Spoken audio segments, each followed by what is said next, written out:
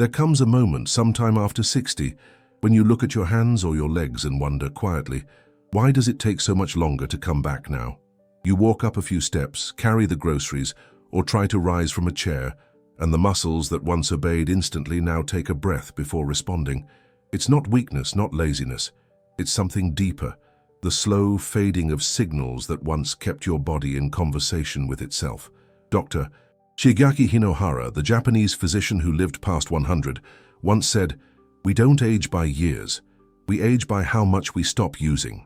He kept walking, writing, and serving until his final days.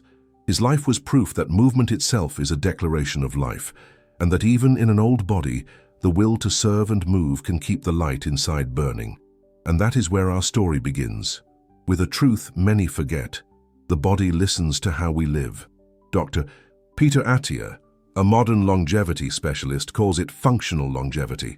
Not the dream of eternal youth, but the commitment to remain independent, to keep doing what gives life meaning. It's not about lifting heavy weights or chasing records.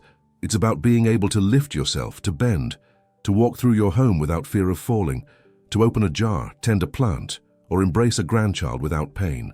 And yet, after 60, many notice something strange. No matter how much they try, muscle seems harder to maintain. The arms thin, the legs lose firmness, and what used to be a day's rest now takes a week. It's easy to think it's simply age, but what if part of the problem isn't the years, but the quiet absence of certain signals? There's a small, often forgotten ally in this process. Not a drug, not a miracle, but a natural component our bodies have always known: collagen. More specifically, 1 tablespoon of collagen-rich gelatin or hydrolyzed collagen taken daily. It might sound modest, almost too simple, but science and tradition meet in this spoon, showing how the body responds to small, consistent acts of care. Collagen isn't a trend, it's a building block, the quiet thread that holds your muscles, tendons, and joints together. When we stop replenishing it, the muscles can still grow, but they lose their connection, their anchor. Imagine an old rope fraying at both ends. No matter how strong the fibers inside, the tension can't hold. That's what happens to muscle without collagen. So the question isn't only what we take, but how and when we take it.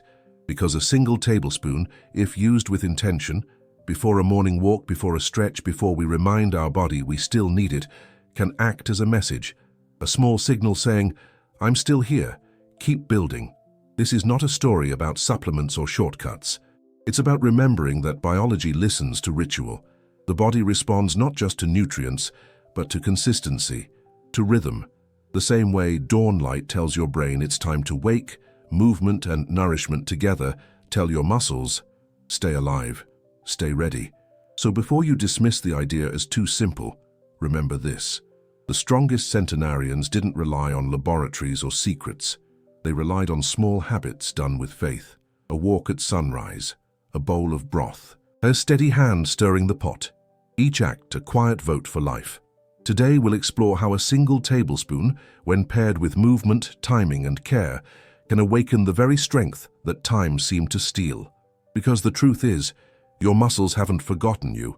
They're waiting for you to speak their language again.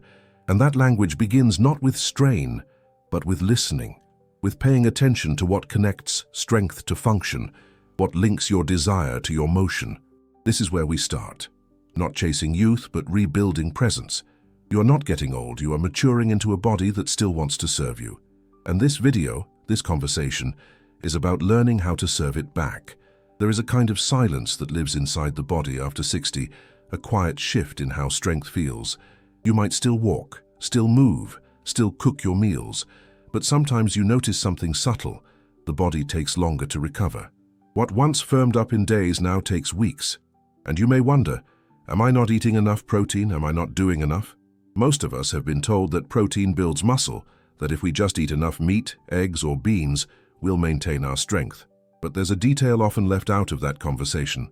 The tissue that surrounds, supports, and connects your muscle. Collagen. Collagen is the quiet scaffolding of the human body. It doesn't make headlines. It doesn't build biceps. But without it, the structure fails.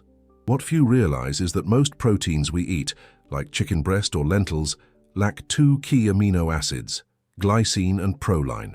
These are the weavers, that form the net around your muscles and tendons, keeping them elastic and strong. Without them, even a good diet can leave the body disconnected. Muscles working hard, but not communicating well with the tissue that holds them. It's as if you have a sturdy sailboat, but the ropes holding the sail are frayed. No matter how strong the wind, you won't move forward smoothly. Collagen is those ropes, invisible but essential.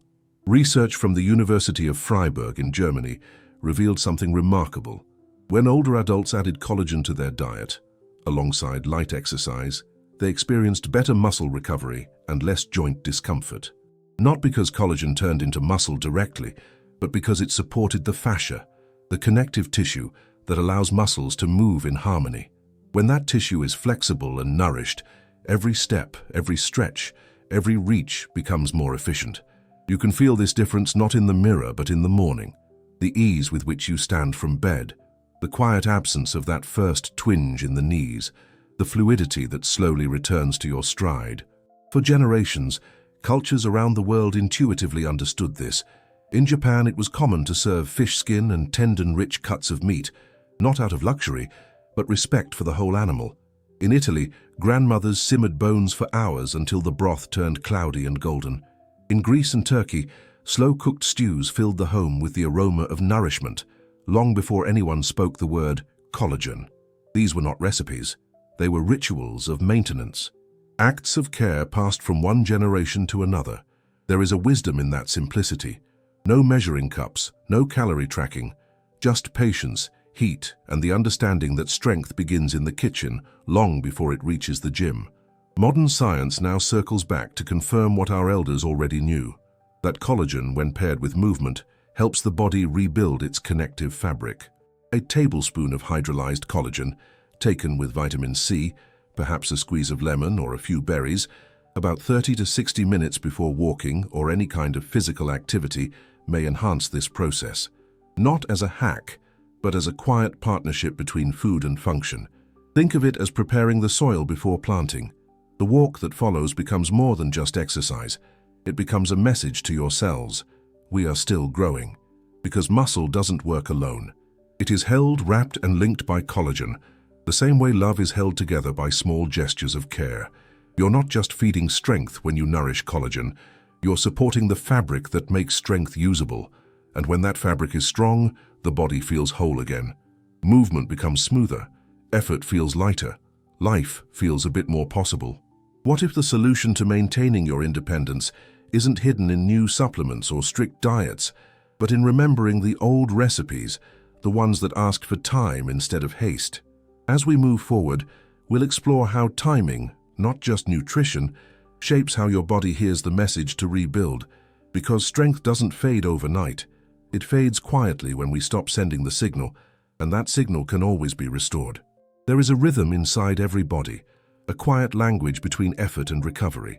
For much of our lives, that rhythm plays without our noticing. We work, we rest, we wake renewed. But after 60, the body listens differently. Its signals become softer, slower. Muscles no longer rush to rebuild after movement. They wait for clearer instructions. Many people eat well, yet still lose strength. The reason isn't always what they eat, but when. After activity, a walk, light chores, even time spent gardening, the body opens a small window of opportunity. In those first moments, your muscles are listening, asking for fuel to repair the micro-tears created by effort. If that signal isn't answered, the window closes quietly, and the body assumes it doesn't need to rebuild. This timing, sometimes called the anabolic window, becomes more important with age. In youth, the body rebuilds easily. It forgives delay. But as years pass, muscle tissue becomes less sensitive. It takes more effort and better timing to awaken the same response. The science is simple, but the meaning is profound. The older the body, the more deliberate its nourishment must be. Imagine your muscles as a garden. When you move, you loosen the soil. You prepare it for growth. But if you wait too long to water it, the soil dries and hardens again. The seed of strength can't take root. Collagen, protein, hydration, these are the water. Timing is the act of caring before the soil forgets. Indigenous tribes in South America have long understood this dance between effort and replenishment. After physical work, harvesting, hunting, or walking long distances, They often drank warm, protein-rich broths made from bones and herbs. They didn't have sports drinks or formulas. They had tradition, and that tradition, unknowingly, supported muscle repair at exactly the right time. The body, nourished in rhythm with its exertion, stayed supple and strong well into old age. Modern science now echoes their wisdom. When nourishment follows effort, especially within the first hour, muscle fibers receive the signal to repair, tendons receive the message to strengthen, and inflammation is soothed. That small window becomes a bridge between fatigue and renewal.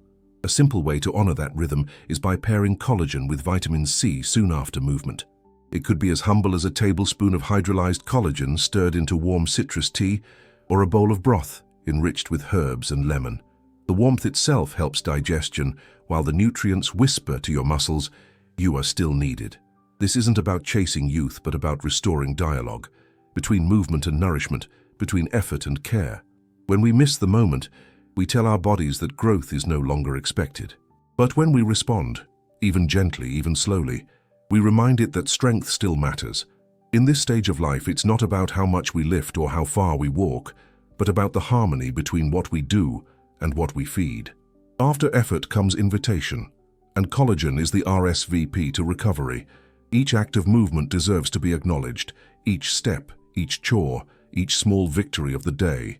When we honor those efforts with mindful replenishment, we teach the body something it's been waiting to hear. Keep building.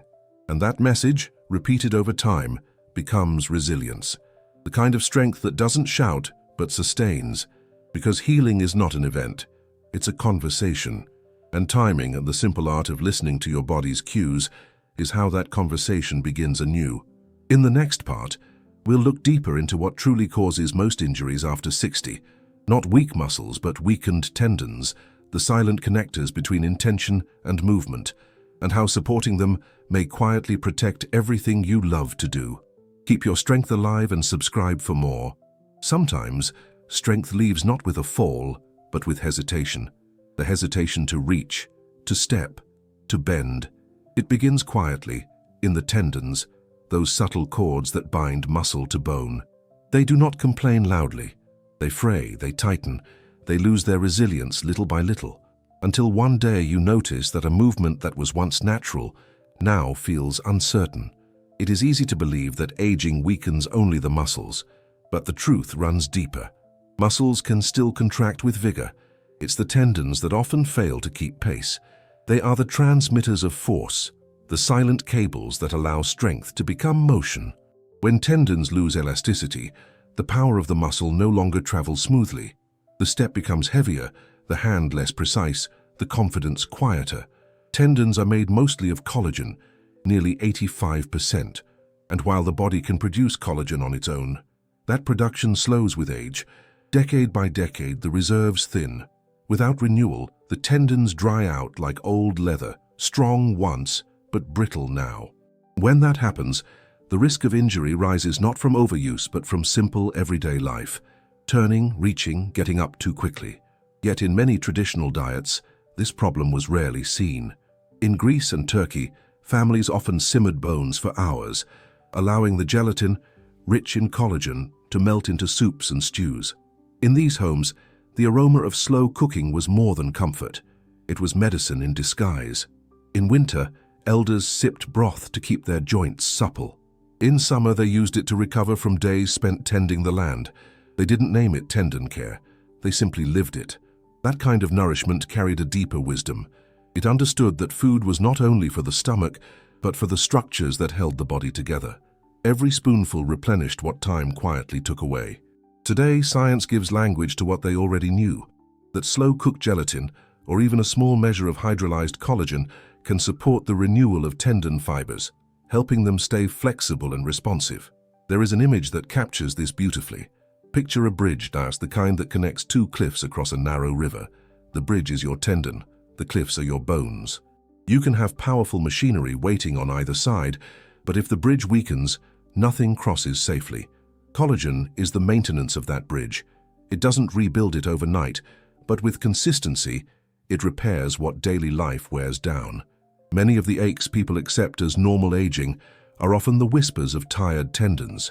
the shoulder that clicks when you reach for a shelf, the knee that resists when you climb stairs, the ankle that trembles after a long walk. These are not just complaints, they are requests for attention. And attention in this case comes through nourishment, movement, and time. Even gentle daily motion, stretching to open a window, balancing while brushing your teeth, carrying a pot to the stove, creates the micro-stimulation tendons need to stay alive. When that movement is paired with collagen-rich foods or a simple broth, it becomes a form of dialogue with the body. Movement says, "We are using this," and nourishment replies, "Then I will repair it." There is humility in this exchange. It reminds us that strength is not built only by effort but by support. Muscles lift us, yes, but tendons carry our confidence. When we care for them, we move not only with strength, but with grace. Because the bridge between your intention and your movement is the tendon, and bridges, like bodies, do not last because of what they endure, but because of the care they receive between journeys. In the next chapter, we'll explore something even more subtle, how the very first moments of your morning can awaken muscle signals, restore movement, and remind the body that every sunrise is an invitation to live fully, even without lifting a single weight. Morning carries a quiet invitation to awaken strength. After 60, stiffness often greets the day first, yet the body still waits for a signal. A warm drink rich in collagen, perhaps gelatin mixed with citrus, taken while standing or breathing gently by the window, becomes that signal. Japanese elders have long begun their mornings this way, combining movement with nourishment. It's not exercise but conversation, breath, warmth, and small motion telling the body, we still have purpose. Strength doesn't begin with effort, it begins with awareness, a soft awakening that reminds every cell that life is still moving. Aging gently means continuing to send the body small signals of life. 1 tablespoon of collagen may seem insignificant, yet it reminds the muscles and tendons that movement still matters. Dr. Hinohara taught that we age when we stop using ourselves, and Dan Buettner found that longevity grows from quiet, repeated rituals. A warm broth, a morning stretch, a mindful breath, each is a way of saying, I'm still here. Strength is not about fighting time, but listening to it. The body answers care with resilience, proving that even the smallest act can echo loudly through the years.